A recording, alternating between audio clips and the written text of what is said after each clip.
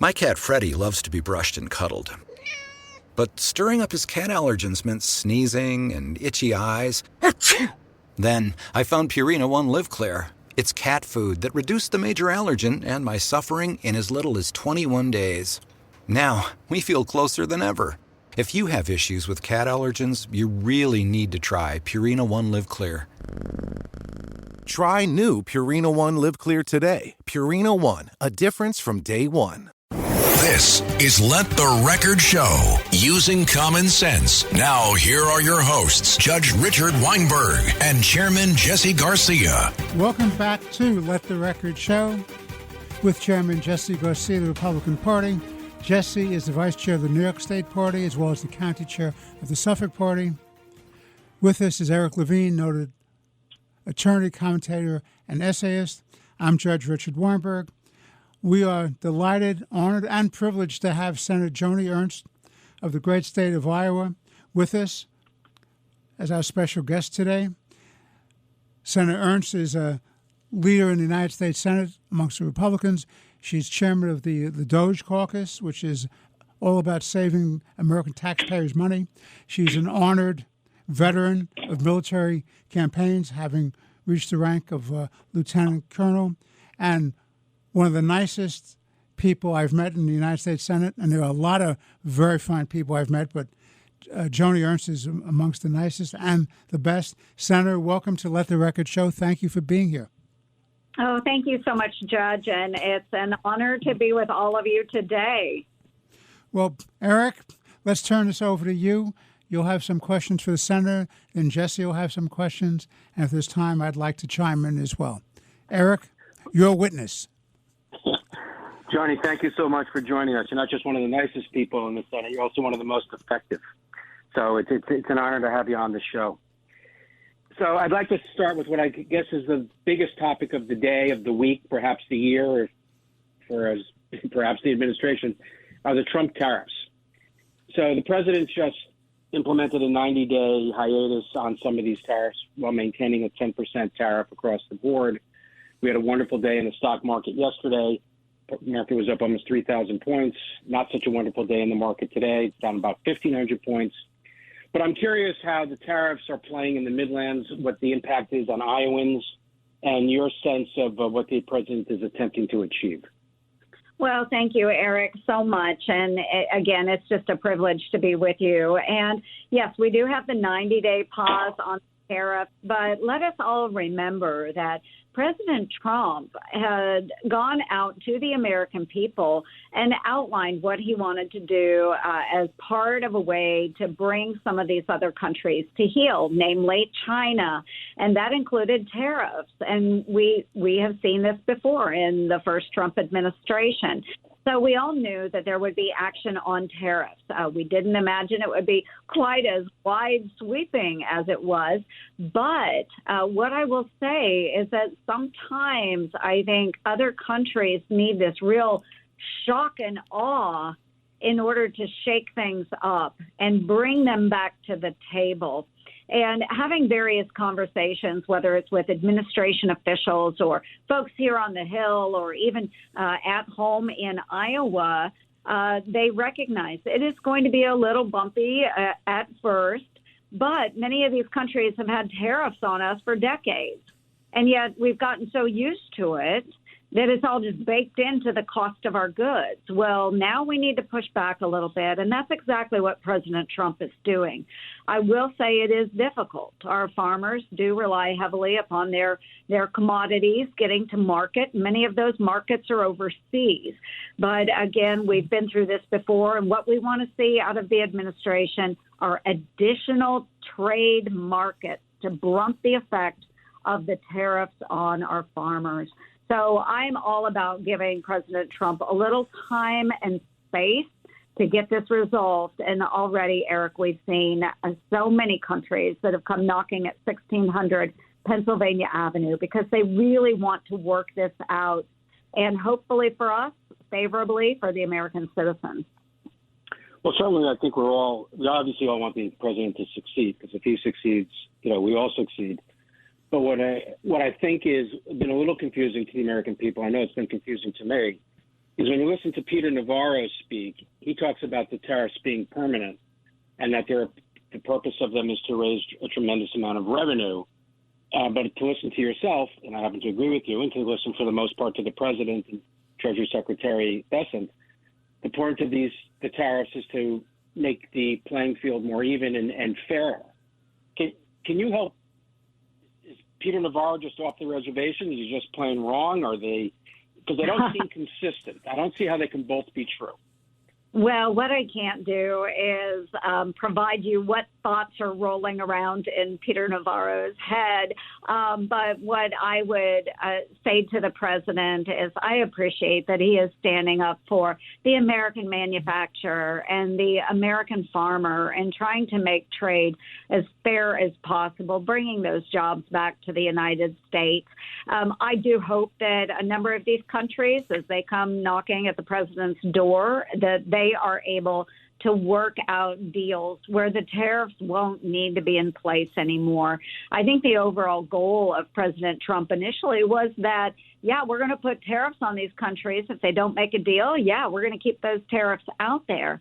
But I think what he would want to see is zero tariffs across the board.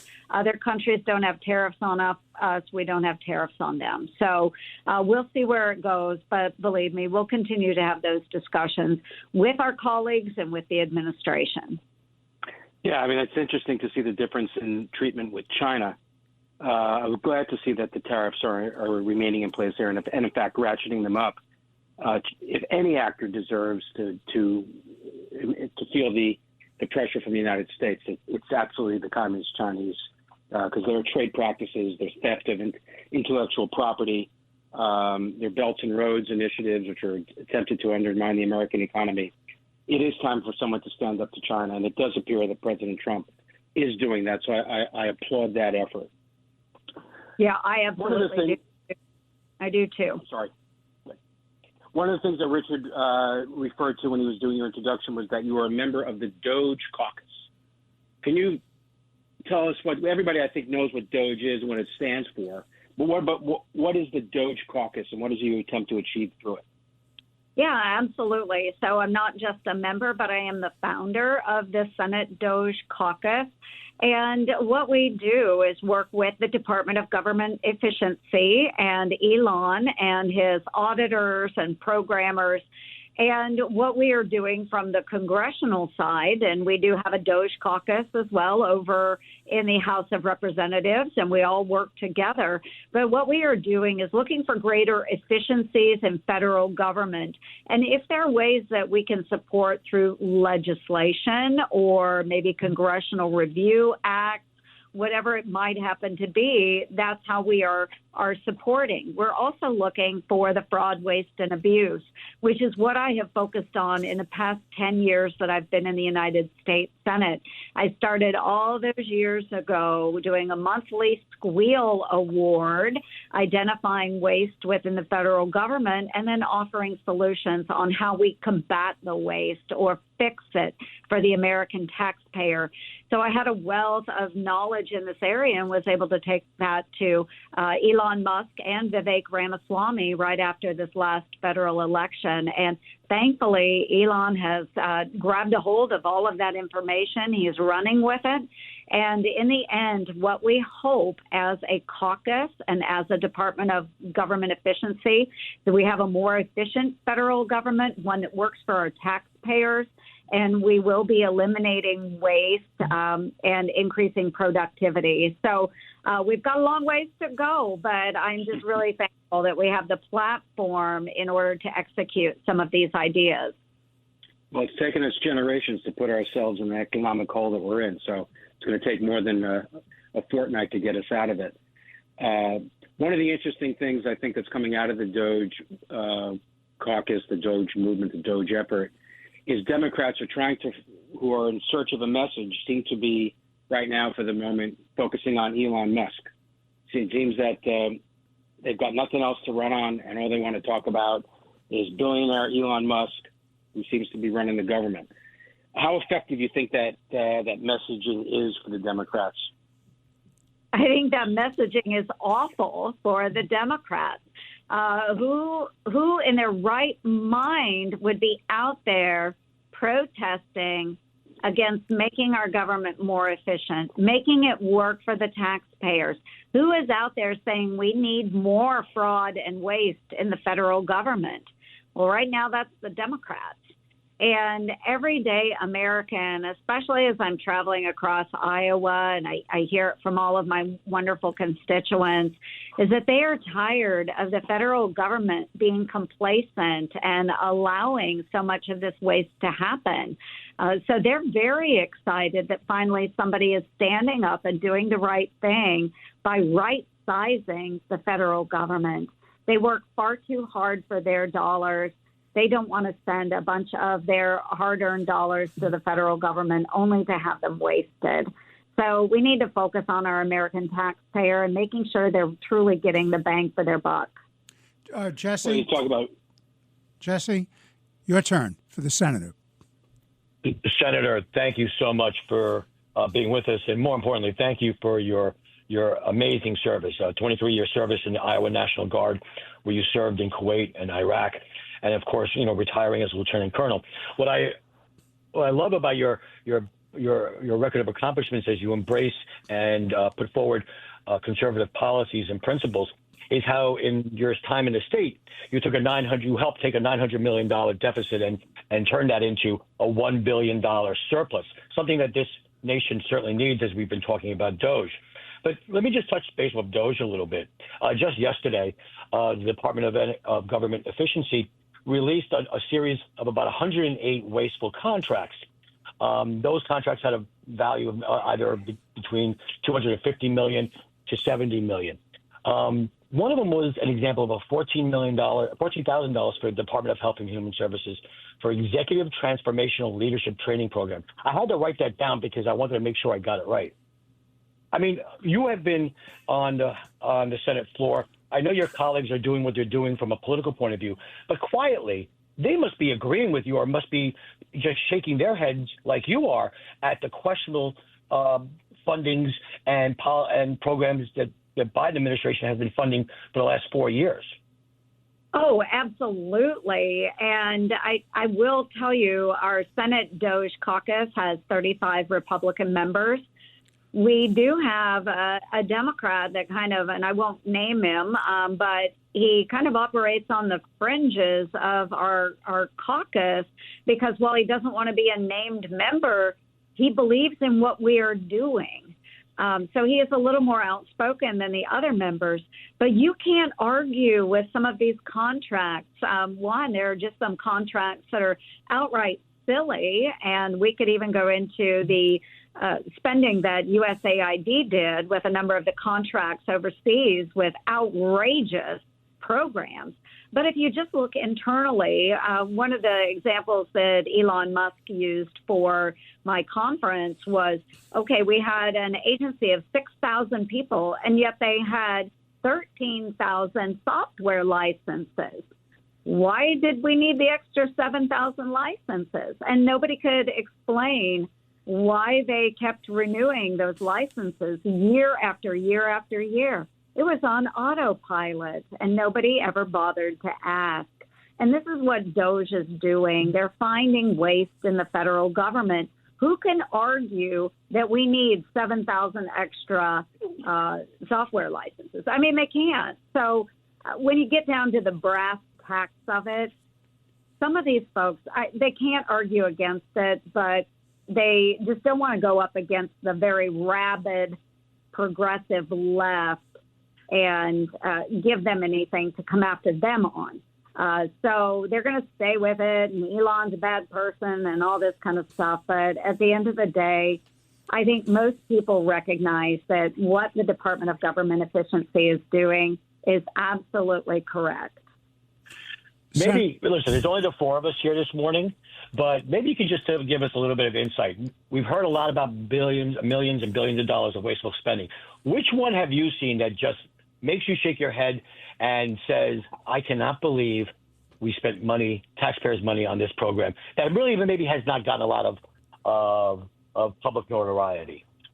Well, I think a lot of the USAID spending is what really started to trip tripped the trigger for a lot of our constituents because it was focused very much on LGBTQ plus type activities overseas, whether it's a transgender opera or you name it. We should not be funding these programs overseas. And what I thought was outrageous, because I do a lot of work in the defense space as well as the foreign policy space, is that a lot of these countries primarily do not agree with the stance of promoting LGBTQ plus. So the fact that the United States was coming in and providing for those types of programs, many of their citizens and those governments actually found it very offensive. So we were not furthering the interests of the United States. We were not becoming closer friends or allies with a number of these countries. We were angering them. So that type of spending really is what got this Doge ball rolling. But what I can share with you and what I found was outrageous is when I started following the USAID and asking questions of them several years ago, because I've been on this for years now. Several years ago, I wanted to track down the funding that was going to Ukraine. I wanted to make sure the humanitarian aid was getting to where it was supposed to go. What we found out is that USAID was actually sending most of that money to the United Nations, where we no longer had control of those dollars or could track those dollars. The money that did flow to contracts that were supposed to help Ukraine went most of it went to overhead rates that were anywhere between 70 and 80%, where those contracts were only delivering about 20 to 30% of every dollar to the Ukrainians that needed the humanitarian aid. It was outrageous. But in that process, USAID actually wrote a letter to me threatening me and saying I could be sued for performing my oversight duties as a United States Senator under the Economic Espionage Act. Can you believe it? Unfortunately, we can. Yes, exactly. Unfortunately, we can. That's what's just so crazy about it. I mean, you ask the question: who in their right mind would want to allow for all this crazy spending and try to justify it? It's the same people that are still fighting for illegal immigration. Well, I want to raise that with the Senator. We only have a couple of minutes left. Senator, you've been one of the great fighters in protecting our borders and about the dangers to public safety because of illegal immigration. Could you talk about that for a few moments? Absolutely. I've worked extensively on the border. I serve on the Homeland Security and Governmental Affairs Committee, and am so thankful for President Trump and raising the issue and actually doing something about security at our southern border, not only with illegal migration, but also combating the fentanyl crisis that we have here in the United States. But I will give an example of where it really makes a difference to an Iowa family. We had an illegal migrant about 10 years ago that killed an Iowa native, a young woman named Sarah Root. He rear-ended her while she was sitting in her vehicle at a stoplight. So he was taken to jail, and Sarah later died at the hospital. Well, he was allowed to bond out. And because he was an illegal, he was able to slip into the shadows and disappear.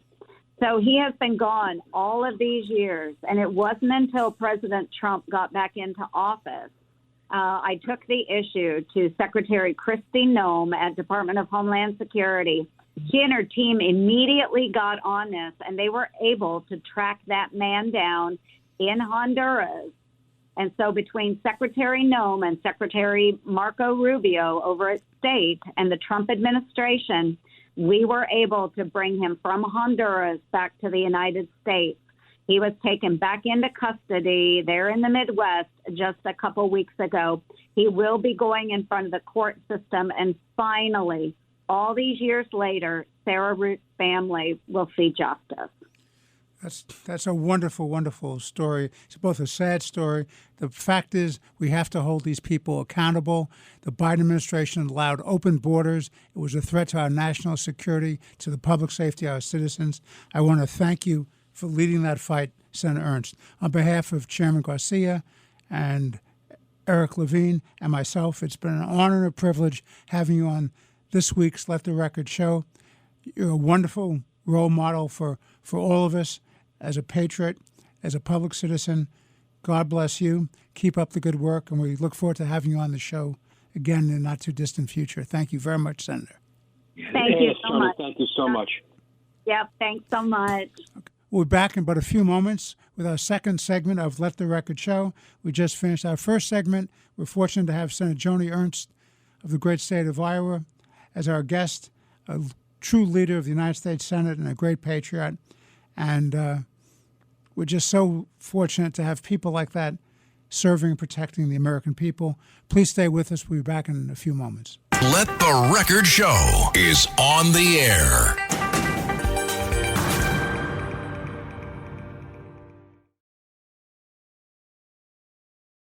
How does PwC take your company to the leading edge? They bring the sharpest minds in tech to your team, so you can bring the ideas that will transform your business. They're passionate about your industry, so you can walk into any room with every advantage. And they're with you every step of the way, so you can know you're headed in the right direction. PwC builds for what's next, so you can get there now. Get started at pwc.com/us/leading edge. This episode is brought to you by Buick.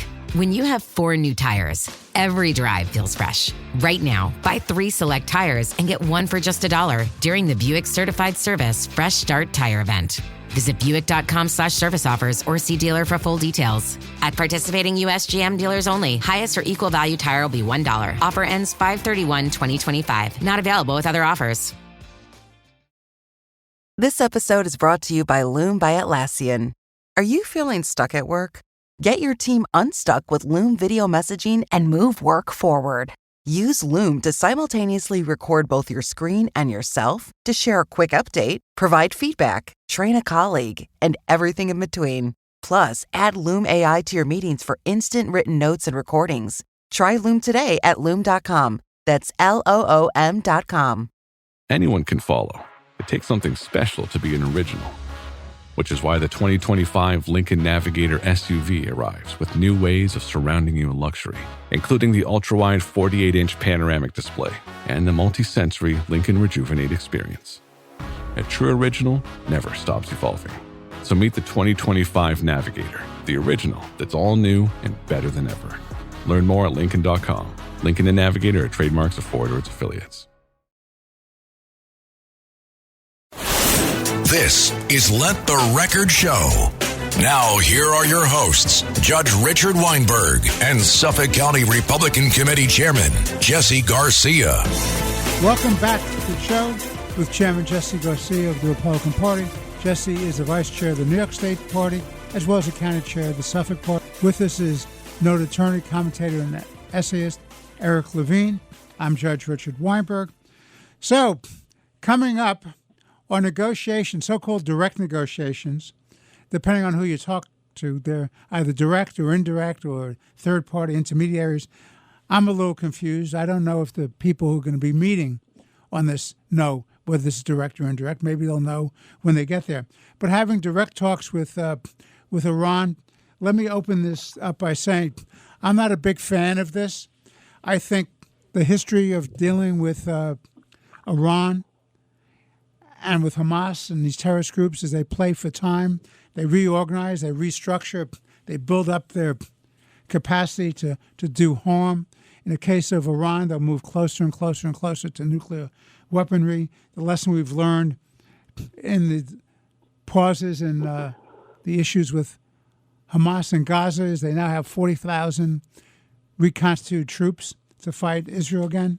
Thank you, Joe Biden, for that great effort. Not giving Israel the resources it needed early enough to do it, and forcing pauses and stays in military operations when he didn't know what he was talking about. But the one that troubles me, and it's the one that keeps me up at night, is the whole problem of Iran and nuclear weapons. The only thing I can say, Jesse and Eric, the one thing I trust about Iran is that you cannot trust Iran. So let's open this up with Eric. What are your thoughts, Eric? Yeah, I'm also very concerned about these negotiations that the president announced when he was in the Oval Office with Prime Minister Netanyahu. Look, if the Iranians were to say today we're giving up, admit that they've been pursuing a nuclear bomb, which of course they've been lying about since the inception of the regime, and say we're going to open up our entire nuclear facilities and infrastructure to the United States and the IAEA and the world community, so to be destroyed, as Muammar Gaddafi did in 2003. If they were to do all that, then I would suggest that the Earth will be revolving west to east as opposed to east to west, and the fairy dust would be able to solve all our problems. This is just not going to happen. The Iranian regime has been building a nuclear weapon and has been attempting to do it since the 1990s when the regime came into power in 1979. But that's always been their goal.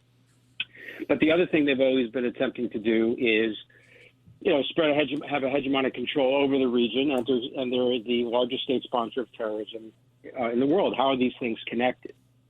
Well, first, because, as Richard, you point out, you cannot trust the Iranians to keep their word on anything. They're wedded to a nuclear bomb. They compare the Libyan experience, where they gave up the nuclear weapons, and the Ukrainian experience, where they gave up the nuclear weapons. In Libya's case, Muammar Gaddafi was killed, and the regime completely fell. Ukraine gave up the nuclear weapons, and Russia invaded. And then, of course, North Korea, which is just a crime family in charge of a country, maintains its power because it has nuclear weapons. The Iranians have learned from that. They are not going to give up the nuclear weapons because they see it as their way to survive. But let's assume for the moment, arguendo, the president is successful in persuading them to give up their nuclear program. And again, I just don't think it's possible. You still have, what will they want in return for that? Well, they're going to argue that you're entitled to a civilian nuclear program. Well, you can't have that because the civilian nuclear program, of course, gets morphed into a military nuclear program eventually. The other is that they're going to demand is all the sanctions be lifted so that they can get another $115 billion, $120 billion of sanctions relief like Barack Obama gave to them. And then the problem then becomes they'll take that $120 billion, and rather than the lie that the Obama administration told us that they're going to go build schools and hospitals and bridges and infrastructure, they're going to do what they've done in the past. They're going to rebuild the military. They're going to fund Hezbollah. They're going to fund the IRGC. They're going to fund Hamas and terrorists all around the region and around the world. So there's no way to make a deal with Iran because even you can't give them at a minimum of what they're going to ask. They're developing a ballistic missile system. Why? The only reason to develop a ballistic missile system, there's no reason other than to be able to put a nuclear warhead on it. There's no other purpose in having a ballistic missile system. Are they going to give that up? I think not. So at a minimum, even if the Iranians were to give up their nuclear program, which they won't, the things they will want in return will not deal with some of the biggest problems we have, as I said, which is their hegemonic goals in the region, rebuilding the military, and spreading terrorism around the world. So there's nothing really to talk to these people about. So they will use these negotiations, Richard, as you implied, to drag this out, buy themselves time, get further down the road, because they're very, very close, months away, days away, weeks away from having a nuclear weapon. They have enough fissile material to be able to build 6 or more nuclear weapons. The question is whether or not they have the delivery system, which they're working rapidly to develop. So I'm not quite sure what the goal is in Oman, even if they're direct negotiations. I think the time has come for us to realize that the only solution to the Iranian nuclear program is destroying it militarily and attacking the IRGC. These are the guys that spread terrorism around the world. And then it requires no boots on the ground, single one. There's a joint operation with the United States and Israel. We can wipe it out and then leave the rest of it to the Iranian people to decide who their government will be. At a minimum, let the Israelis do as much as they can, Let's give them all the military hardware they need and all the diplomatic and international support that they need in the world community. But I just don't see what they're possibly can achieve in Oman. Well, which raises the question, and then I'll turn this over to Jesse. Raises the question: what does Trump think he's going to get out of this? Does he really think he's having a deal that's going to be effective, that's going to be effectively monitored, that will stop them from getting nuclear weapons? Does he really believe that? Or does he just want to say to the world, listen, I tried, but I couldn't get the deal, Exactly. and therefore he now has a public relations cover to do what he has to do, which is go after them militarily. I'm hoping that's what he's thinking. And then there's a reason for it. Jesse. Exactly. That's exactly why I think this is, because I can't disagree with what you said, Your Honor, or with Eric. The Iranians are just not able to be trusted. They are playing a long game and trying to kick the can down the road so that they have more time. Honestly, what I think is important here are two instances. One is the fact that these talks, indirect or otherwise, were announced with Prime Minister Netanyahu in the Oval Office. I mean, with the president. So obviously, Israel and the United States are locked in, and then they agree, whether it's complete or unanimous, they agree on a strategy. But what the president said on, I believe it was Wednesday, he said very directly that Israel would be the leader of a strike if Iran does not give up its nuclear weapons program. And he said, I'm going to quote him saying here, if it requires military, we're going to have military. Israel will obviously be very much involved in that. They'll be the leader of that, but nobody leads us, but we will do what we want to do. I think that this is simply a direct message to the Iranian government, to the leaders there, to the clerics, that the gloves are off. Israel has already removed your missile defense systems, your air support systems in their previous attacks. Iran's attacks upon Israel was not successful in one iota against the Iron Dome, and the United States, in its full force and voice, has said, "We're coming. We're coming for you militarily. You better get to the table. You must abandon it." This may be diplomatically the cover that the president believes the United States needs for that region for a strike to be acceptable, despite the fact I think that most of the countries in that region already were applauding Israel for their attacks on Iran. But I do believe that this is a multifaceted game, a multifaceted approach to diplomacy, but ultimately it's going to end in one way. It's going to end with a military action. Well, no boots on the ground. My problem is this. Number one, as I said, I don't trust them. Number two, they're zealots. They absolutely have this insane view that it's their destiny to eradicate Israel as the little Satan. The United States is next. This is serious business. We have to take it seriously. This is a threat to the United States and all of Western civilization. They're true believers. If they get nuclear weapons, they're, as opposed to what happened with the Soviets when they had what they called MAD, mutually assured destruction, therefore it's a deterrent, and it worked fairly well, the containment, because both sides had nuclear weapons and nobody really wanted to use it, or so we hoped. The net is, this is different. This is different. And if they get a nuclear weapon, number one, I believe they'll use it. And number two, I think at the very least it will lead to an arms race. So everybody else in the Middle East who are afraid of Iran, they're going to want to have their very own nuclear weapons as well. Eric, what are your thoughts on that? No, I agree with that 100%. You will see a nuclear arms race. Turkey will want one. Egypt will want one. Saudi Arabia will want one. Although many people believe that the Pakistani bomb is the Sunni bomb that the Saudis built. But there will be a nuclear arms race, which is supposedly what the IAEA and the United Nations, the United States, are trying to oppose. So it makes no sense to allow Iran to have a nuclear weapon. What really is at the nub of all this is the nature of the regime. It's not so much that the weapon is evil. The UK has a nuclear weapon. France has a nuclear weapon. We have nuclear weapons. We're not particularly disturbed that France and England have nuclear weapons. And even to your earlier point, the Soviet Union had nuclear weapons, or Russia has nuclear weapons. there's a rationale we can understand. There's a mutually assured destruction point. People understand they can go so far and not further because it will be the end of time. But for the Iranians, they're religious zealots, and they don't have the same calculation. If they all die in the grand quest to please Allah, and the nuclear destruction is all around the world, so be it. Whatever, they will have achieved their goal.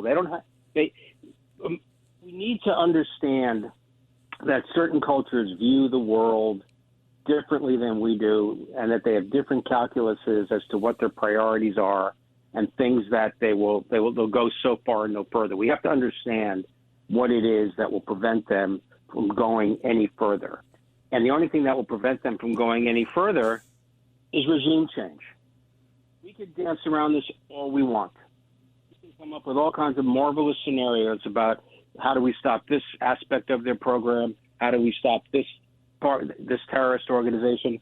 The bottom line is the only way to stop Iran is regime change.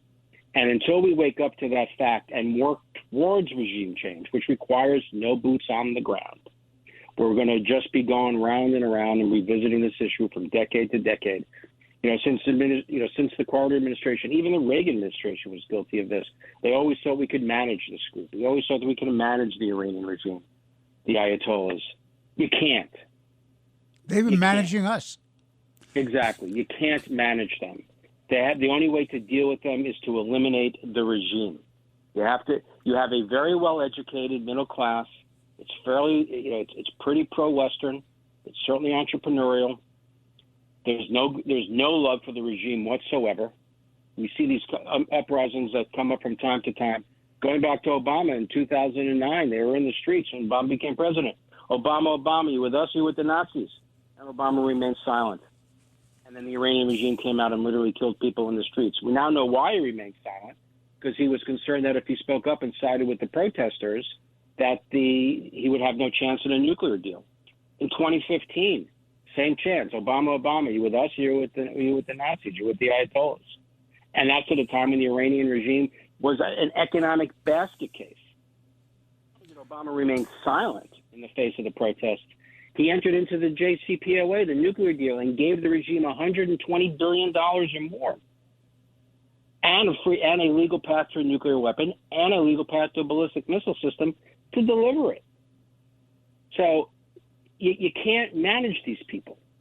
And then you have, Trump went to maximum pressure. That's terrific because it dried up the funds they would have to give to Hezbollah and Hamas and other terrorist organizations. It brought the regime to its knees economically. But it did not slow up the nuclear program. The nuclear program, as I was talking about before, is the essence of who they are. They see it as a survival of the regime. Then Joe Biden came back, and then we just went back to the grand old days of Barack Obama.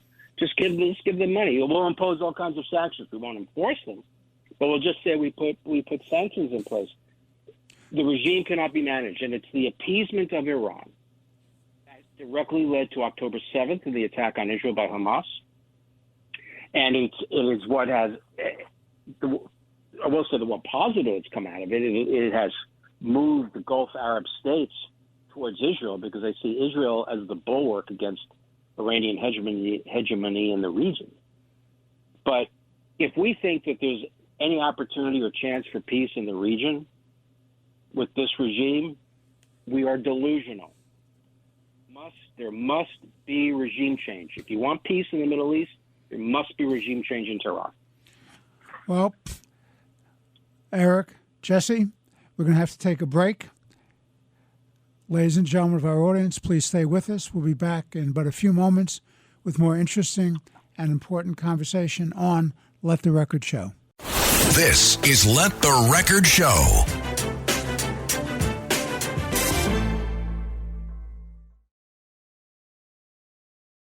Jif peanut butter. It's that jiffing good, it doesn't really need advertising. So instead, enjoy the calming sounds of the ocean. Jif. Ooh, it's that jiffing good. Get your Jif at Jif.com.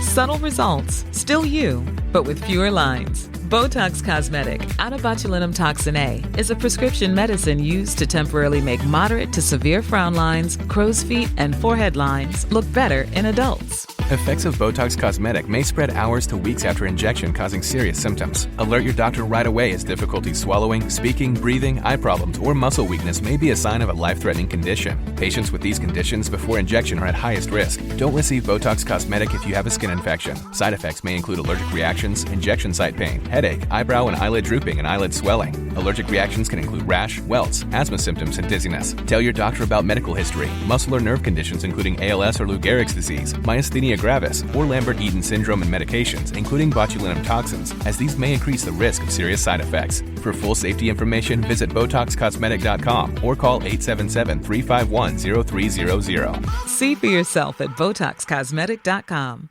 In golf, precision is everything, on and off the course. PGA of America chose advanced 5G solutions from T-Mobile for Business for smooth operations and seamless transactions. Together, we enhance ticketing and concessions for better fan experiences from gate to green. This is pro-level efficiency. This is PGA of America with T-Mobile for Business. Take your business further at T-Mobile.com/now. At Sephora, we've got what you want because you're obsessed with your skin, and we're obsessed with what it needs. Sephora has the best products to help you get beautiful, glowing, radiant skin. With an extensive, inclusive range of results-driven formulas and in-store beauty advisors to help you find exactly which are right for you, the best skincare is only at Sephora.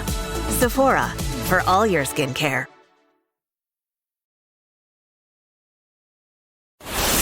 This is Let the Record Show. Now, here are your hosts, Judge Richard Weinberg and Suffolk County Republican Committee Chairman Jesse Garcia. We're back on Let the Record Show with Chairman Jesse Garcia of the Republican Party.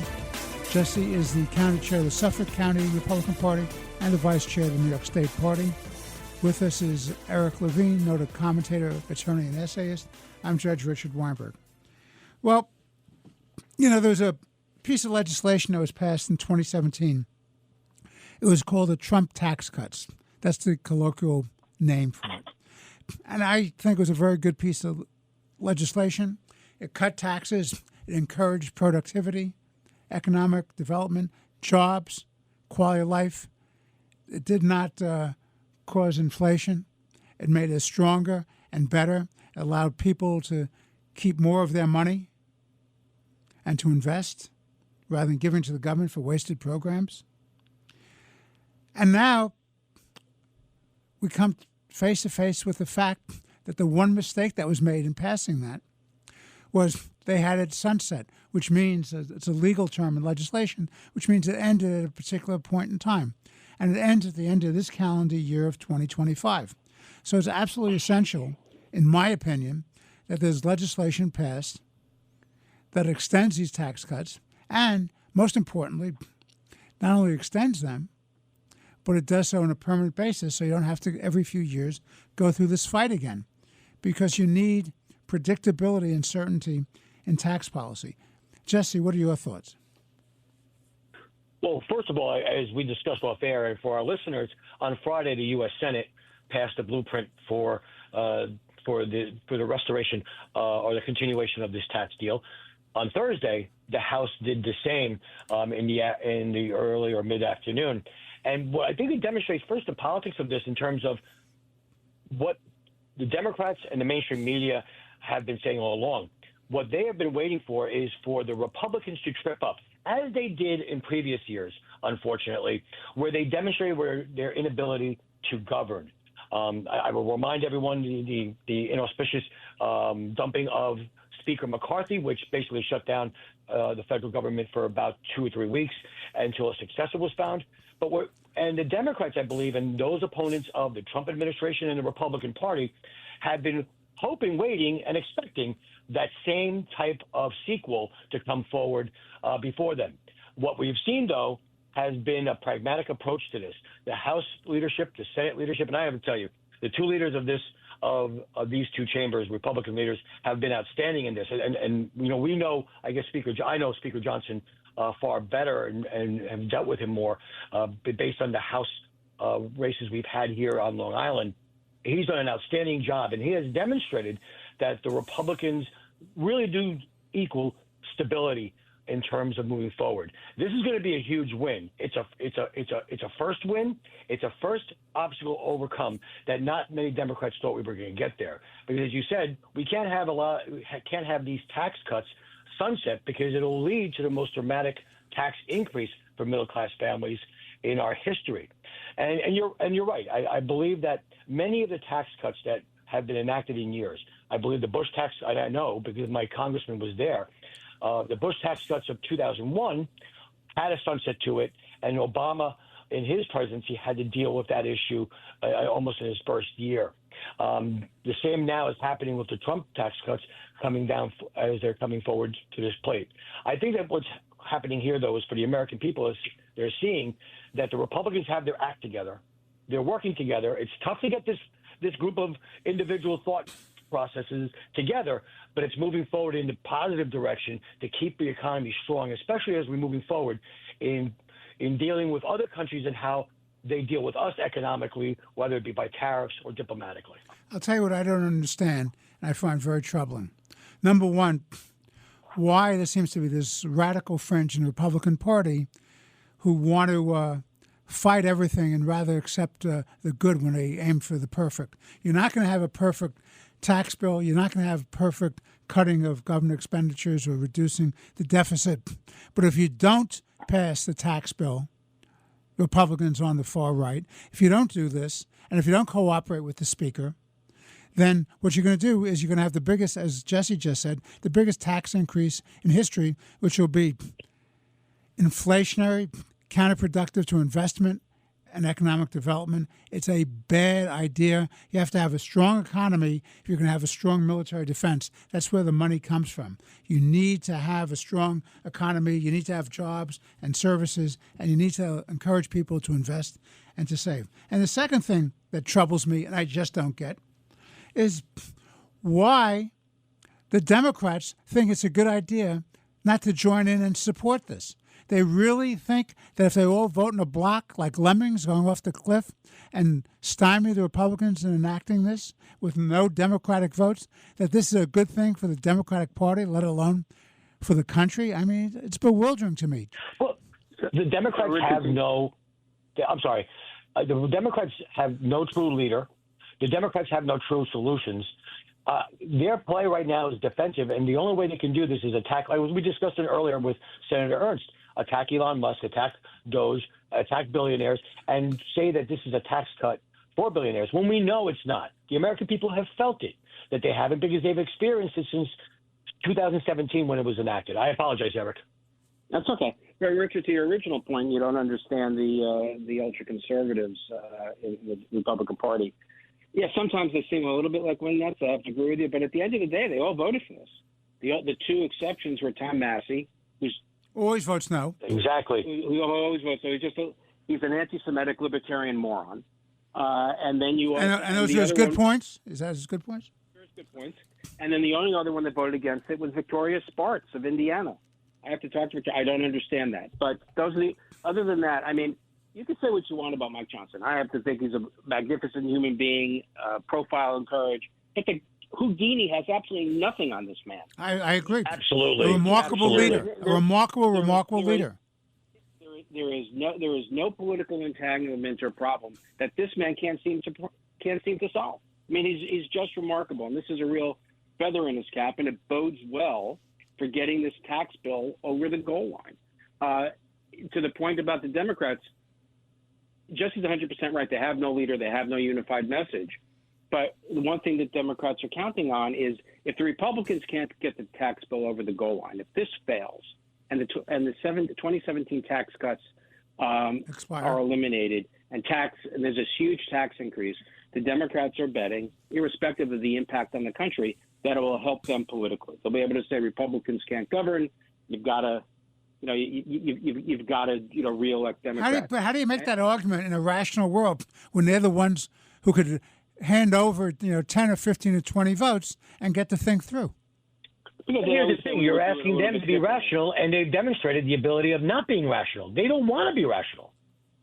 Well, I mean, it depends how you define rationality. If rationality is we want to be reelected, it's not what's important for the country, it's what's important for the party. It is not irrational to think that if one party fails, the American people will turn to another party. So it all depends upon what your goal is. You're 100%, Richard. If the goal is to do what's best for the country, you would think they would get a significant number of Democrat votes to work with Republicans to put together the best possible bill that will unify the country, be bipartisan, and will benefit everyone from New York to California.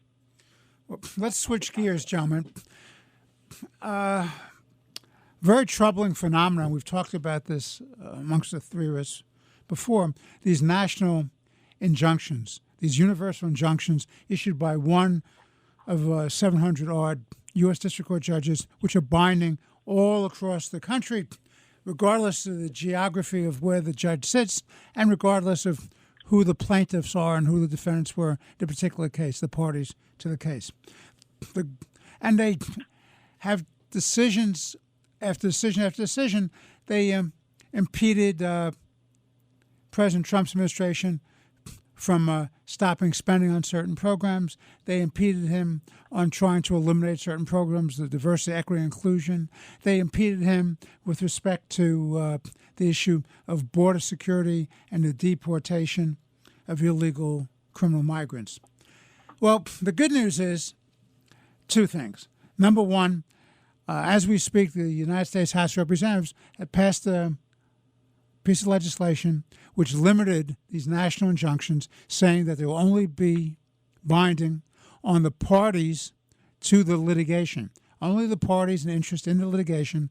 Therefore, you're not going to have a national injunction. And that's very, very good news.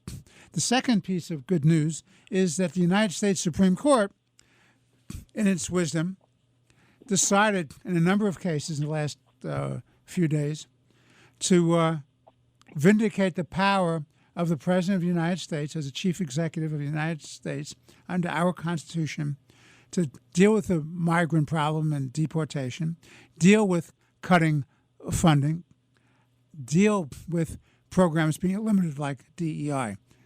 Eric, what are your thoughts on that? Yeah, on the national injunction, something has to be done. This has to stop, and both parties use it.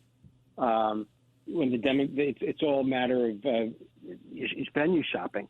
When the Democrats want a national injunction, they run into court in D.C. And the Republicans want a national injunction, they run into court in Texas. And it does have to stop. It's unhealthy. It's also, to the point you were making earlier, when I went to law school, I always thought that a ruling in a particular matter was only binding on the parties in front of the court. Somehow, you bring a case in the D.C. circuit and the D.C. district, and it binds people in Idaho. I don't know how that works, but there has to clearly be some sort of legislation. It's within Congress's control. The Supreme Court is an equal branch of government, but Congress has the ability to determine the jurisdiction or what a district court or circuit court, appellate court can hear, what is within their jurisdiction. Congress can limit that. Otherwise, the Supreme Court, which is an equal branch of government, it has its sole right to determine what its jurisdiction is. So Congress needs to limit the ability of these district courts to issue these nationwide injunctions. And I agree with you, Richard. Some of the early returns from the Supreme Court on some of these most recent cases are very encouraging, and I think they would uphold any congressional limitation on some of this stuff. But it has to stop. Both parties do it, and it's unhealthy for the Republic. All right, we only have a couple of minutes. I just want to share with you two gentlemen something I just came across in the last couple of days, which is very troubling.